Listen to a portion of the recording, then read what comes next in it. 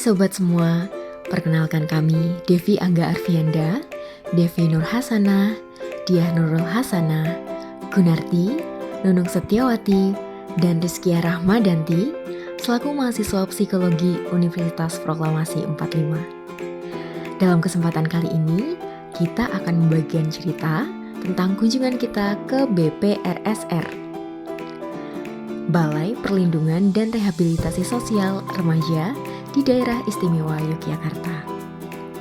Video ini merupakan hasil kegiatan observasi dan wawancara yang dilakukan oleh mahasiswa program studi psikologi Universitas Proklamasi 45 yang dilaksanakan dalam rangka untuk memenuhi tugas mata kuliah psikologi abnormalitas dengan tujuan untuk memahami secara langsung bagaimana penerapan teori-teori abnormalitas di lingkungan sosial.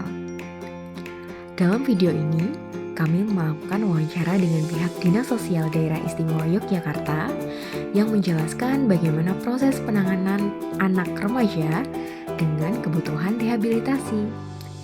Melalui kegiatan ini, kami belajar bagaimana teori abnormalitas diterapkan di lapangan, serta bagaimana pentingnya peran lingkungan sosial dalam proses pemulihan individu. Simak penjelasan berikut ya. Kita mulai aja. Ya, Ibu, apa saja sih jenis gangguan atau permasalahan yang paling sering ditangani di sini? Jadi begini, sebelumnya Mbak Nunung dan teman-teman kami di balai di sini itu kan menangani ada 2 sasaran garap. Kami namakan PPKS, Pemerlu Pelayanan Kesejahteraan Sosial, PPKS ya. Di sini ada dua klaster. Yang klaster pertama itu adalah RBS, Remaja Bermasalah Sosial. Yang kedua adalah ABH, Anak Berhadapan dengan Hukum. Nah, untuk remaja bermasalah sosial ini sendiri, itu kami bagi juga menjadi 2 klaster. Klaster yang pertama itu adalah remaja bermasalah sosial secara reguler. Reguler apa? Itu yaitu anak-anak yang pada intinya mereka ini sudah melakukan tindakan kejahatan yang meresahkan mungkin ya masyarakat, orang-orang berada di sekitarnya, tapi dia belum masuk ke ranah hukum. Jadi belum ditangani oleh polisi, belum masuk ke kejaksaan, untuk ke ranah hukum belum masuk itu. Apakah itu yang dimaksud dengan yang di bawah umur itu, Bu? Tidak. Jadi mereka ini adalah anak yang berusia 12 tahun sampai dengan 17 tahun. Jadi 18 tahun masuk 1 hari itu sudah tidak termasuk sasaran garap kami. Jadi 12 tahun sampai dengan 18 tahun. Ya, 18 tahun. Ya, jadi reguler tadi itu, jadi kalau seandainya Mbak Nunung mungkin lihat ada anak-anak yang udah putus sekolah, terus di masyarakatnya itu suka mencuri, suka ngebut, atau suka berantem, masuk geng, pengedar narkoba segala macam, tapi dia belum tersangkut nih ke kepolisian. Itu masih kami anggap menjadi remaja bermasalah sosial. Nah, itu bisa dititipkan di kami. Nanti yang akan sebagai penitip nanti adalah dari pihak instansi terkait atau institusi terkait, contohnya dari kelurahan, dari dukuhnya boleh, dari RT, RW, masyarakat yang berada di sekitarnya bisa menitipkan di sini. Yang kedua, di RBS itu ada yang namanya tetirah sosial. Nah, tetirah sosial itu adalah program yang kami berikan khusus untuk sekolah, Mbak. Jadi kan banyak sekali anak-anak sekolah mulai dari SMP, SMA itu yang mereka kalau di sekolah itu kan ada skor penilaian terhadap pelanggaran. Jadi seandainya ada SP 123, surat peringatan 123 di perusahaan.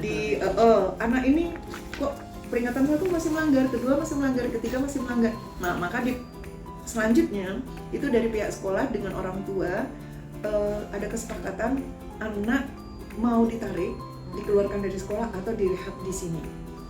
Di sini direhab nanti selama minimal 1 bulan, maksimalnya 2 bulan. Jadi hampir sama kayak baraknya Pak KDM lah begitu. Ditaruh ke sini. Iya. Minimal 1 bulan, maksimal 2 bulan. 2 bulan. Ya, 2 bulan. Itu. Nah, terus yang kedua, ini udah ya yang satu tadi. Nah, ABH itu sendiri definisinya adalah, yang kedua adalah ABH, anak yang berhadapan dengan hukum, yaitu ada anak yang berusia, nggih, monggo deh. Inci, silakan ya. Anak tersebut berusia 12 sampai dengan 18 tahun tadi. Terus sebagai pelaku saksi dan tiga. Jadi ABH itu termasuk 3 sistem itu tadi. Nah, di balai kami yang kami tangani itu adalah sebagai pelakunya. Kami hanya menangani pelakunya, pelaku yang ada di sini. Terus bagaimana mekanisme mereka masuk di sini? Kalau yang RBS tadi reguler bisa dititipkan oleh masyarakat, lamanya 6 bulan ya. Kalau yang tetira tadi lamanya minimal 1 bulan, maksimal 2 bulan. Nah, kalau untuk ABH, anak berhadapan dengan hukum, itu yang menitipkan yang pertama itu biasanya dari penyidik dari kepolisian. Begitu terjadi kasusnya, terus langsung anak dititipkan di sini. Dititipkan awal dari penyidik itu biasanya selama 2 minggu, terus nanti bisa diperpanjang sebanyak 4 kali. Berarti maksimal mereka titipan dari kepolisian itu 3 bulan. Ya, 2 minggu diperpanjang. Ya, per 2 minggu nanti ada surat perpanjangan. Mbak, sebentar ya Mbak. Nah, kalau sudah 3 bulan, maka nanti akan ada tahap berikutnya, itu adalah tahap 2. Tahap 2 atau P21 itu sudah pelimpahan ke kepolisian. Kepolisian sudah melimpahkan ke kejaksaan. Nah, kalau udah di tahap 2, nanti biasanya yang menitipkan anak di sini adalah dari pihak kejaksaan. Jadi bisa penitipan ke sini kejaksaan. Berapa lama? Sama dalam artian berapa lama prosesnya, biasanya 1 bulan 2 bulan selesai, maka nanti akan ada putusan. Di putusan nanti ada inkrohnya. Putusannya itu nanti akan berbunyi, ada 2 biasanya anak-anak itu. Yang pertama, anak akan dilakukan pembinaan di lembaga LPKA di Gunung Kidul, atau anak akan dilakukan rehabilitasi di balai di sini. Nah, itulah milik kami yang seutuhnya itu adalah anak yang sudah ingkrah tadi itu. Kalau yang lainnya kan masih penitipan. Kemudian Ibu mohon izin, untuk yang ingkrah ini berarti sesuai dengan putusan kejaksaan tadi, Iya, berapa lamanya? Dan biasanya khusus, biasanya untuk Sleman, Kota itu dipotong masa penitipan. Jadi kalau anak sudah dititipkan di sini 3 bulan, putusannya 6 bulan, maka dia nanti akan menyelesaikan hanya sisanya saja 3 bulan. Tapi kalau Bantul itu ada, kayak kemarin anak diputuskan 1 tahun 3 bulan, padahal sudah 7 bulan di sini dan tidak dipotong masa penitipan di sini. Ada. Tidak dipotong, harusnya dipotong, tapi nggak ada. Tidak ada yang mengharuskan juga. Jadi masing-masing pengadilan itu punya aturan sendiri-sendiri. Akan tetapi beberapa kasus yang pernah kami alami, biasanya nanti setelah putusan, setelah ingkrah nanti mungkin kita bisa melakukan pendekatan ke kejaksaannya untuk memohon anak ini bisa dikurangi masa penitipan di sini gitu. Karena kan dia sudah melakukan rehabilitasi di sini. Ada beberapa yang berhasil, ada juga yang tidak. Berarti penerimaan anak sudah terjawab ya teman-teman ya, sudah terjawab dengan 2 tipe dan mekanisme tadi ya. Kemudian untuk program utama Ibu yang ditawarkan untuk proses pemulihan dari teman-teman rehabilitasi di sini apa saja? Jadi kami yang pertama itu pemenuhan kebutuhan dasar ya. Pemenuhan kebutuhan dasar. Selama anak berada di sini, maka semua anak-anak itu dibebaskan dari biaya. Kami memenuhi mereka itu untuk permakanan, pengasramaan, sandang, pangan, papan, semuanya bebas dari biaya, didanai oleh dana APBD Daerah Istimewa Yogyakarta lewat Dinas Sosial Daerah Istimewa Yogyakarta. Ya. Terus yang kedua ada program bimbingan fisik. Jadi kenapa program ini adalah program yang kami utamakan? Karena rata-rata hampir semua anak-anak yang masuk di sini adalah anak-anak yang memiliki energi yang berlebih. Dan perlu teman-teman catat, hampir semua pasal-pasal pada KUHP itu yang kejahatan dilakukan oleh orang dewasa maka dilakukan oleh anak-anak.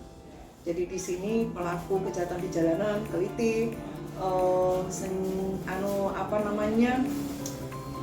pengeroyokan, terus juga pembunuhan, terus juga pemerkosaan, pelecehan seksual, narkoba, baik pemakai ataupun pengedar, itu semuanya mereka ada di sini. Sehingga otomatis mereka memiliki energi yang sangat berlebih.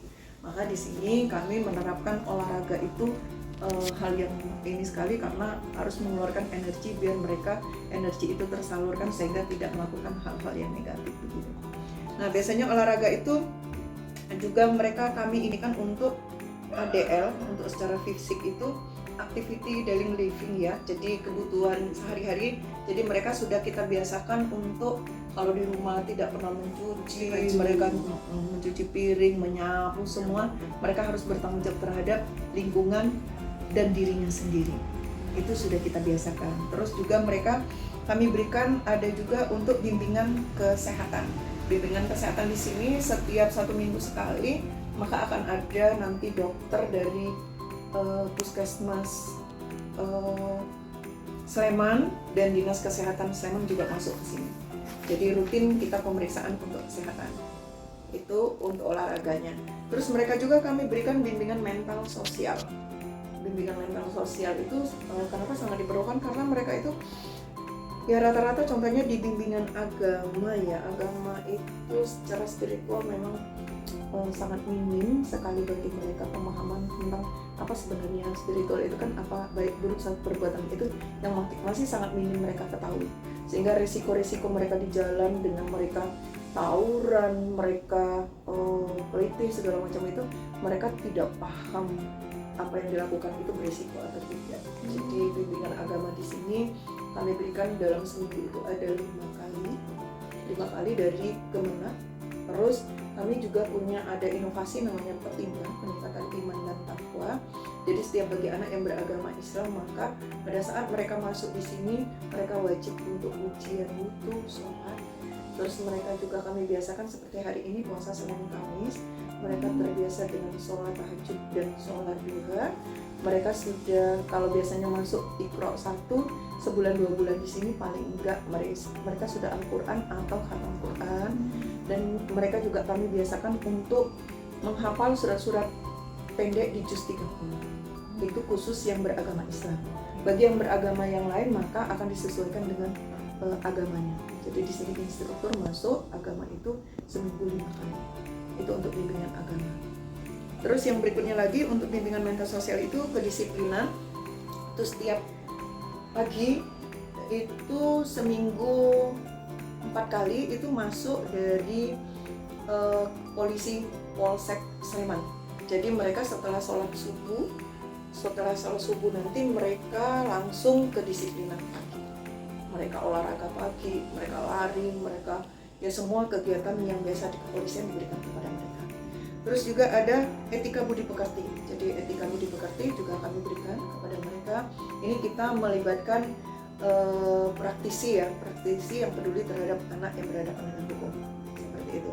Terus kami juga berikan ada di sini art terapi seni, kesenian.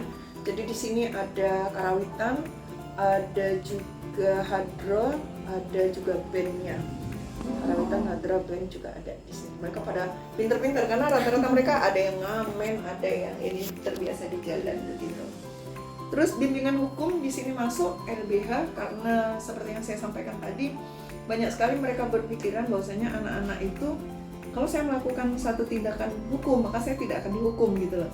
Nah, ketidaktahuan itulah yang menyebabkan mereka kadang-kadang nekat banget. Padahal seperti kayak sajam, mereka membawa sajam itu kan undang-undang darurat. Nah, undang-undang darurat itu kan hukumannya di atas 7 tahun itu.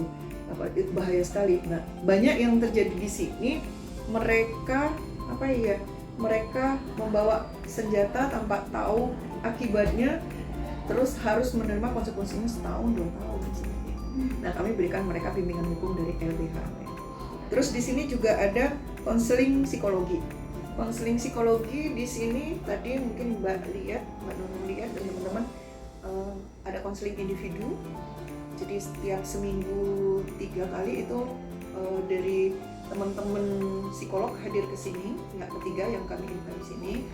Dan 1 hari itu ada bincang psikologi, jadi kayak konseling kelompok ya. Samping itu kami juga melakukan konseling terhadap orang tua. Jadi konseling individu, orang tua dan kelompok ya ada di sini. Terus juga ada bimbingan wawasan kebangsaan. Jadi di sini kami mulai mengajarkan mereka kayaknya anak-anak zaman sekarang itu memang perlu diberikan pemahaman tentang kenegaraan ya, negara ini besok mau dibawa kemana, mau gimana. Jadi dengan kondisi di sana Kesbangpol Pemda DIY itu masuk ke sini. Ada instrukturnya juga datang ke sini. Terus kita juga untuk bimbingan mental sosial itu pendampingan dari kami para pekerja sosial. Saya social worker di sini, kebetulan saya adalah sebagai koordinatornya di sini. Jadi kami itu ada 4 social worker. Nah, masing-masing kami karena di sini kuota kami 60, maka memegang 15 anak. Apa peran dari kami? Kami adalah pengganti dari orang tua dari anak-anak. Jadi apapun masalah yang mereka hadapi, nanti ada masalah di pendidikan. Jadi untuk ke pendidikan semua anak-anak di sini yang sekolah kita fasilitasi sekolah. Ada kelas pembelajarannya tapi belajarnya jarak jauh. Daring atau kadang-kadang memberikan ketugasan-ketugasan dari sekolah gitu. Jadi hak pendidikan, hak dasar 10 hak dasar itu kita berikan kepada mereka. Jadi banyak di sini setiap tahun itu kami kadang-kadang anak-anak itu yang lulus di sini 10-15 orang lulus di sini. Melakukan semua ujian di sini. Jadi kalau udah masuk di sini ujiannya nggak keluar, semua dilakukan di sini. Itu jadi diberikan. Terus juga ada terapi relaksasi.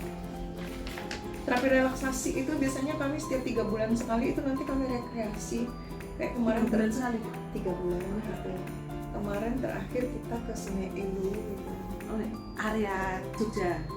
Sungai Elu Magelang. Oh, Magelang. Ke Sungai Elu rafting itu. Dan nanti kemana lagi gitu. Tapi rata-rata mungkin nggak terlalu jauh lah dari Jogja. Oh, jadi masih di lingkup di Jateng. Terus kadang-kadang juga kalau tidak keluar maka kita melakukan terapi relaksasinya berada di sekitar lingkungan sini. Terus kalau untuk bimbingan keterampilan, kami itu bekerja sama dengan BLPT, jadi Balai Latihan milik Dinas Dikora ya, bukan yang bukan yang Dinas Pendidikan, yang milik Dinas Pendidikan Dikora. Terus keterampilannya berupa montir, las, terus ada kayu juga. Terus kami berikan juga bimbingan kewirausahaan seperti tata buka. Terus mereka juga, jadi kalau di tata buka kita seperti mereka nanti membuat bakso, membuat macam-macam. Tapi memang karena di sini arahnya ke anak, lebih ke rekreasional juga sih. Kan kita tidak kan guru settingnya mereka setelah keluar dari sini kan tidak bekerja begitu. Tapi paling tidak mereka memahami lah, ada hal-hal yang mereka masak nasi goreng, masak apa. Dan yang terakhir itu adalah mereka bimbingan barbershop. Barbershop itu mereka ternyata suka karena di sana itu mereka akan ada ini nanti facial, pedicure, manicure, terus nanti rembat segala macam. Jadi terapis itu ya Bu. Terapis ya, cukup kinclong dan itu cukup diminati sekali oleh mereka gitu ya.